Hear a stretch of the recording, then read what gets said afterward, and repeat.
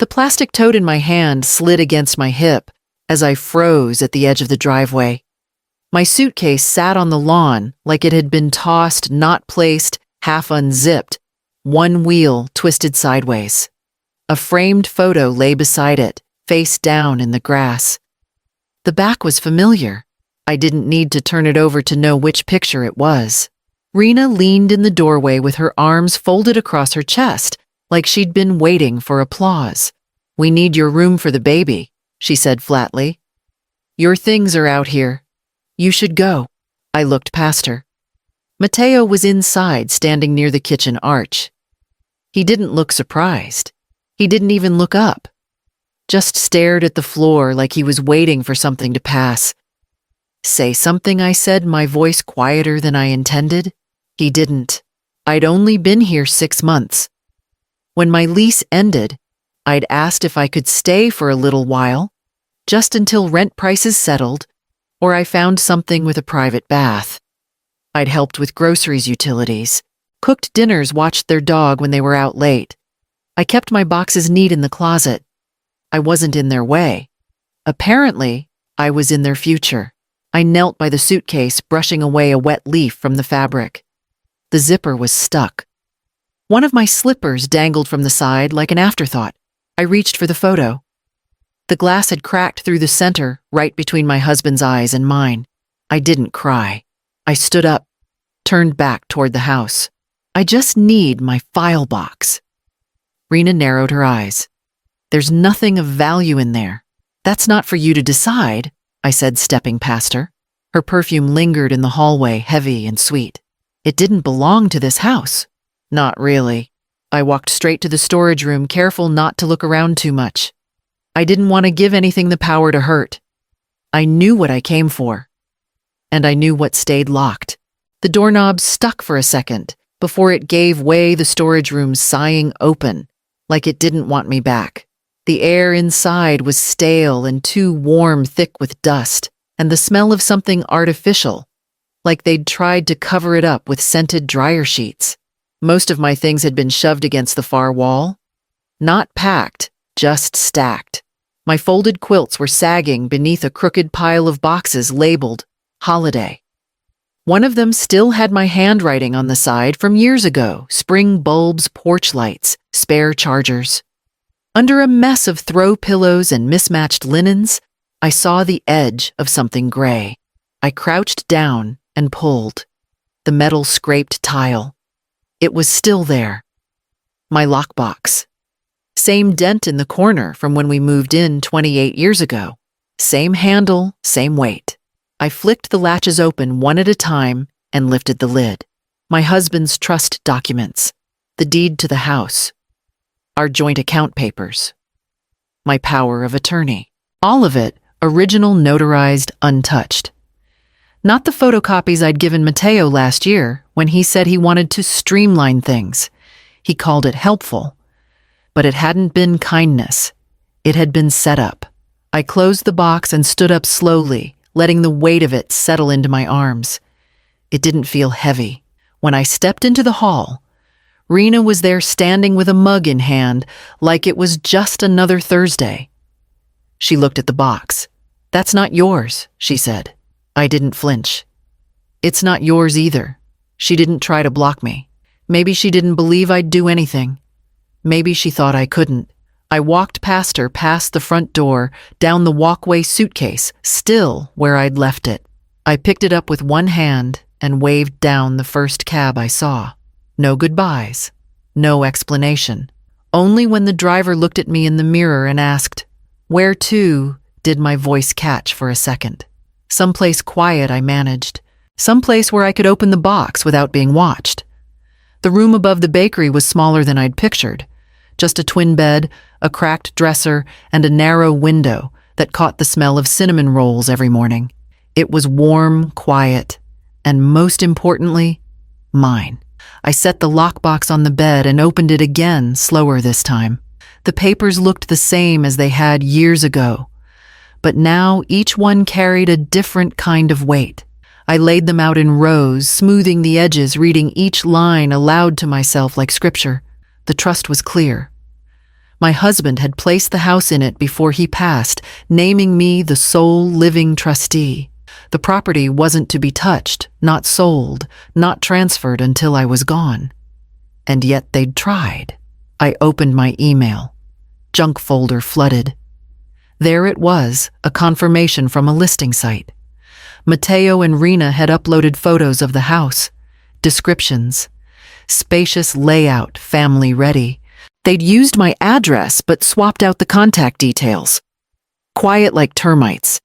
I found another notice, a bank statement redirected to a digital address I didn't recognize.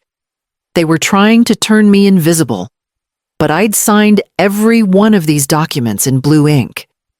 I remembered the pen, the way my husband tapped the table while we waited for the notary.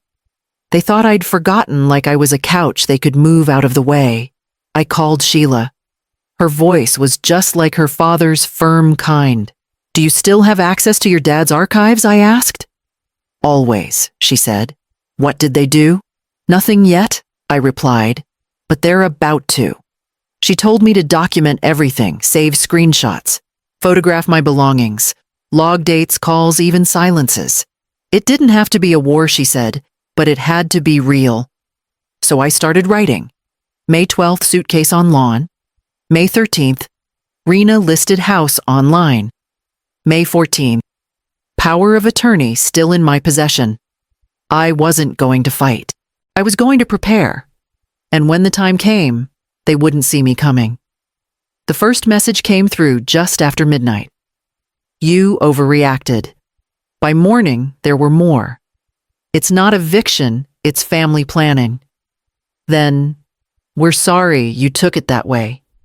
I didn't reply to any of them. That same afternoon, Rena posted photos of the nursery. A pale rug, fresh paint, a shelf of books that still had my name in the front covers. The caption read, "New beginnings for our growing family. We're so grateful for the space opening up." That space used to hold my wedding dress, my nursing pins, my husband's tool chest untouched since the year he died. I noticed a comment from one of Rena's friends. "Didn't her mom-in-law live there?" Rena replied. "She moved to assisted living, her decision. We're proud of her." I didn't recognize the woman they were describing. Independent.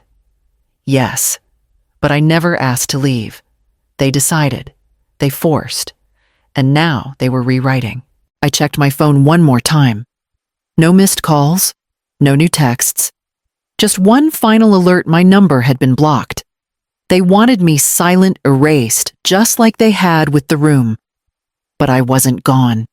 I was watching, documenting, and now responding. Not with noise, but with notice. I called Sheila again and told her what I'd found, what they'd posted, how they were framing the story. She listened, then said, "It's time." We drafted the cease and desist. Not loud, not dramatic, just legal. She mailed it by certified post, her firm's return address, stamped clean and final. I didn't need to wait long. 3 days later, Rena shared another update, this time without photos. Just a line. "Imagine getting legal threats from your own family over a room." That's how I knew the letter had landed. She made noise. I stayed silent. And while they fumed online, I turned to the next page in my notebook and wrote the date neatly in the corner. The text came early, no greeting, just a photo. Rena in the driveway bent over my old patio set, pointing at one of the chairs.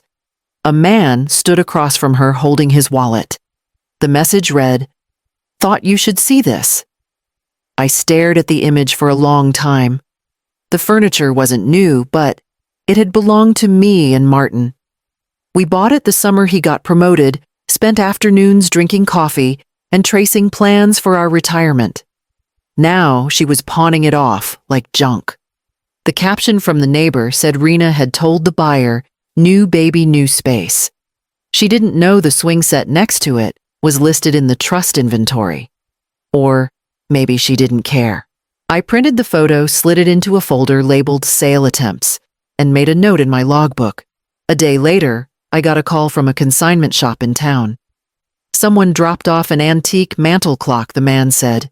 Said it was a family piece, but your name's engraved on the plate inside. Just wanted to check before we process it. My throat tightened. Hold it for now, I said. You'll be contacted. I called Sheila right after and told her everything. She asked for the photos receipts if I had them. I do, I said. Everyone. Then I called the county recorder's office, pulled the file for the listing they'd tried to sneak past. The consent form had a signature that didn't match mine. The notary on file had never met me. They'd faked it. Fraud.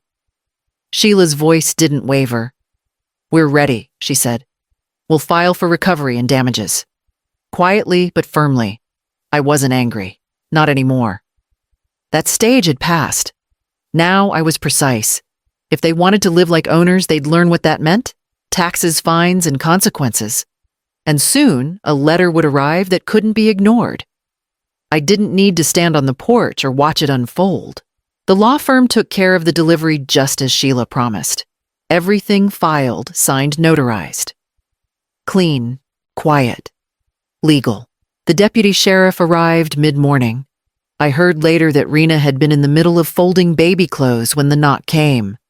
Mateo opened the door. He accepted the envelope without asking what it was. Then Rena got hold of it. Within minutes, her phone was up, camera, pointed at her own face, voice rising as she paced the sidewalk. This is what happens when bitter people can't let go, she said. When they weaponize paperwork against their own family. She panned the camera toward the deputy who kept his eyes down. Professional. Silent. He turned and left without a word. Mateo stood off to the side, shoulders tense, face unreadable. He didn't interrupt. He didn't defend me either. The neighbors came out onto their porches, some with crossed arms, others pretending to tend to plants that didn't need watering. None of them spoke. No one approached. The tension hung between driveways like a thick rope. The notice was straightforward. Cease all attempts to sell the property. Return any remaining items belonging to the plaintiff. Pay restitution for sold belongings. Or vacate the premises within 30 days. They posted a photo of the envelope online later that afternoon. Rena added a caption, "Legal drama for a baby crib. Some people really know how to ruin a blessing." The comments poured in, supportive, defensive, confused. A few asked why no one from the family had called me directly. They didn't get answers. I watched quietly, refreshing the feed, once then closing the app for good. Then came the second delivery. A formal notice of pending civil action. Not a warning, an intent. This one didn't come with live streams or captions. Just silence. They had 30 days to make a decision, and I had everything I needed to take the next step. The 30 days passed without noise. No counterclaim, no apology, not even another post. Just a slow, quiet fading, like they wanted it to all disappear before anyone noticed what they'd done. I unlocked the front door with a new key from Sheila's office. The locksmith had changed the locks 2 days earlier, after confirming the keys on file had been turned in. The air inside was hollow, still but unfamiliar. The scent of formula and vanilla air freshener had been replaced by something colder, like open windows left too long. They were gone. The nursery walls were bare, not even a nail hole left. The paint had been peeled from where they'd ripped decals too quickly.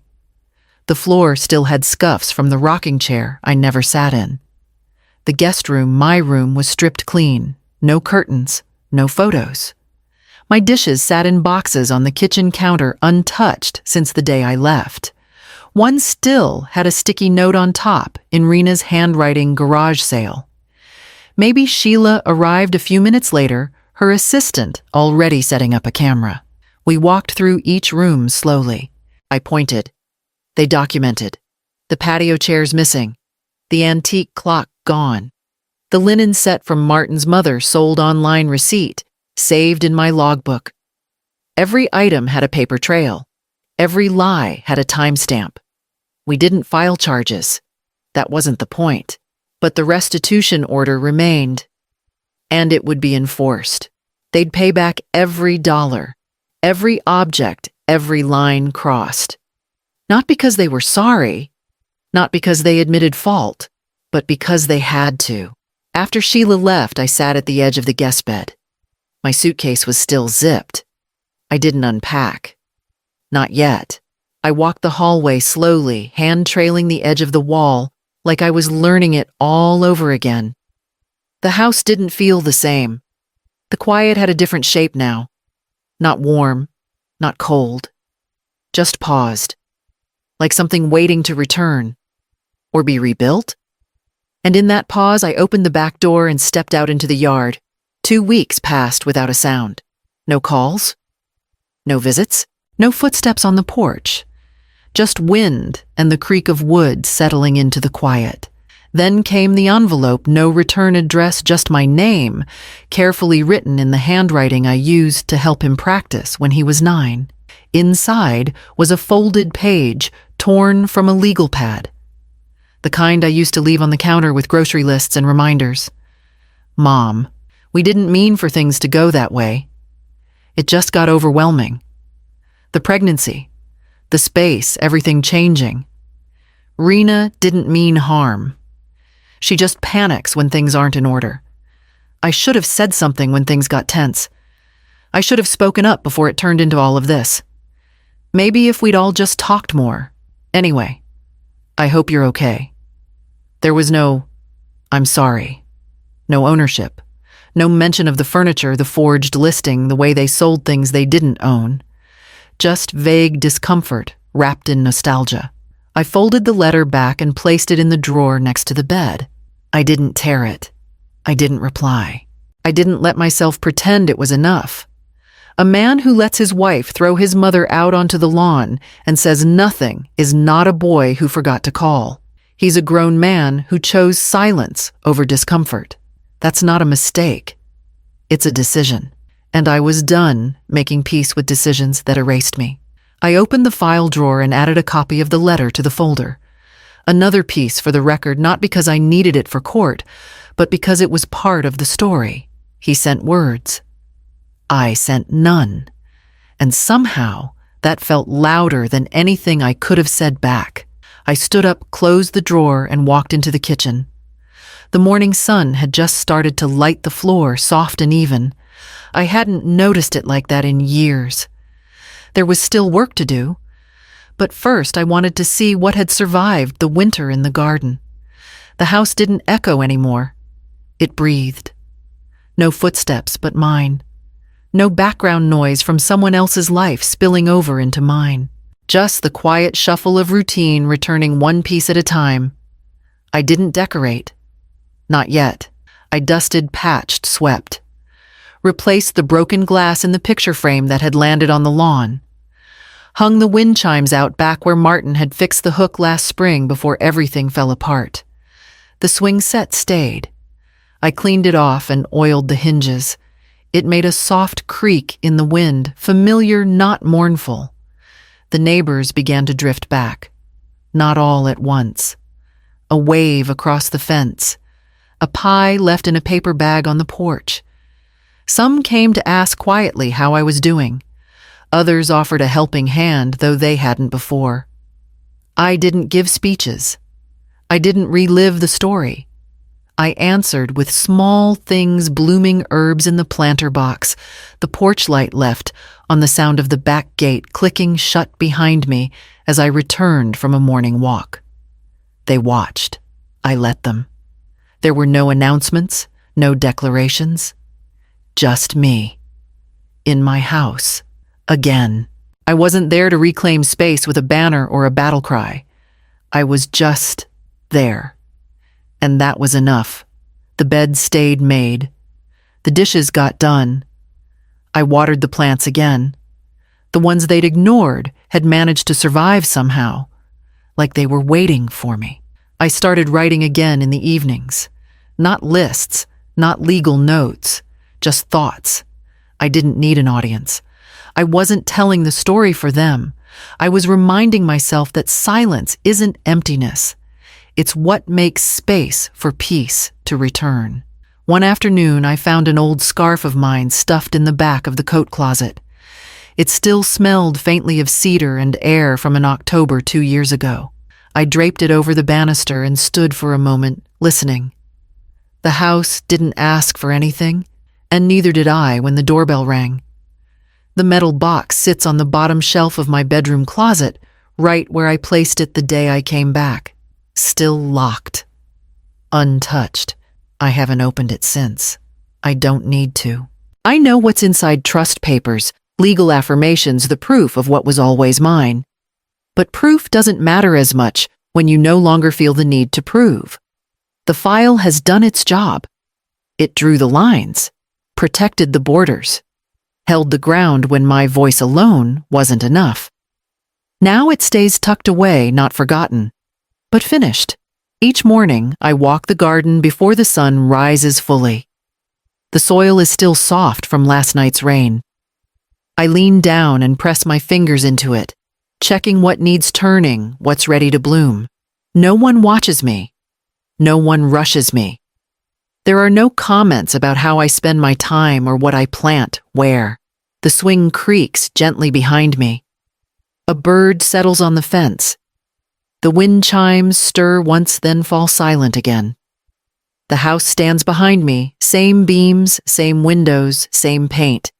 Yet it feels different now. It doesn't hold tension anymore. It doesn't resist my presence. It exhales when I enter. It listens when I move. It shelters me not out of obligation, but as a companion to the quiet life I've reclaimed. I don't wait for letters now. I don't check their pages or refresh their feeds. If they speak, they'll speak into a space that no longer belongs to them. There's peace in knowing that nothing was ever truly taken, only borrowed and briefly misunderstood. I pause at the edge of the garden and look back at the window where the morning light touches the curtains. The room is mine again, and the box, still locked, stays where it is.